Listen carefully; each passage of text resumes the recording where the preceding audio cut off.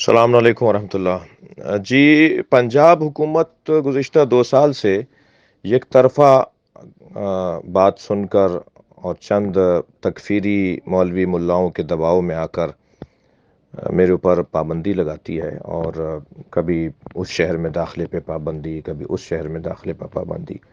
اب مجھے 10، 11، 12 نومبر لیا، کروڑ لالیسن، ملتان، ڈیرہ غازی خان میں مجالس سے خطاب کرنا تھا، تو اچانک آج 10 نومبر کو پابندی لگا دی جاتی ہے۔ لیا کے سول انتظامیہ کی سفارش پر پنجاب سیکٹری داخلہ کی جانب سے یا داخلہ ڈپارٹمنٹ کی جانب سے، اور پابندی پورے صوبے میں لگا دی جاتی ہے۔ تو یہ ایک عرصے سے، اور جو چاہتے ہیں جب چاہتے ہیں جس پہ پابندی لگا دیتے ہیں۔ ہزاروں بلکہ لاکھوں لوگ ہمارے چاہنے والے ہیں، محبت کرنے والے ہیں۔ سنی مجھ سے پیار کرتا ہے، میں بارہا کہہ چکا ہوں کہ اہل سنت سے جو ہمارا پیار ہے اور ان کا جو ہم سے پیار ہے وہ دیدنی ہے، ریکارڈ پہ موجود ہے۔ اسی طرح شیعہ مجھ سے پیار کرتا ہے، جوڑنے کی بات کرنے والے، اور آدھے آدھے کلپ بنا کر ماحول بناتے ہیں کہ جی فلاں جگہ انہوں نے یہ کہا ہوا ہے اور فلاں جگہ انہوں نے فلاں جملہ کہا ہوا ہے، اور اس کو آگے پیچھے کا سیاق و سباق ہٹا کر وہ بھی پرانی باتیں ہیں۔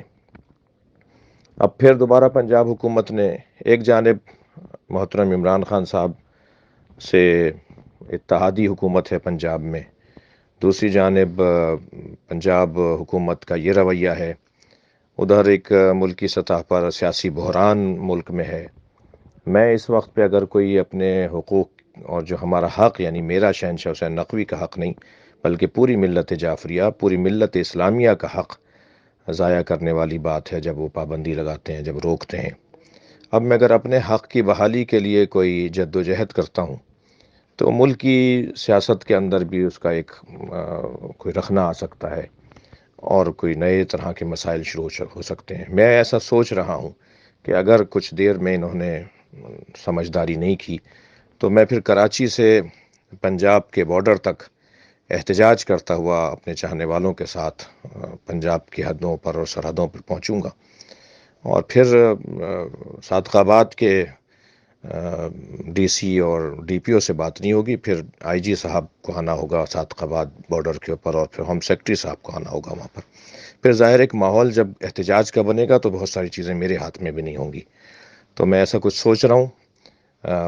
میرے جو دوست ہیں، چاہنے والے ہیں سنی شیعہ، وہ اس کی تیاری میں بھی رہیں، میں جب بھی کال دوں تو اس کے لیے وہ آمادہ رہیں۔ جزاک اللہ۔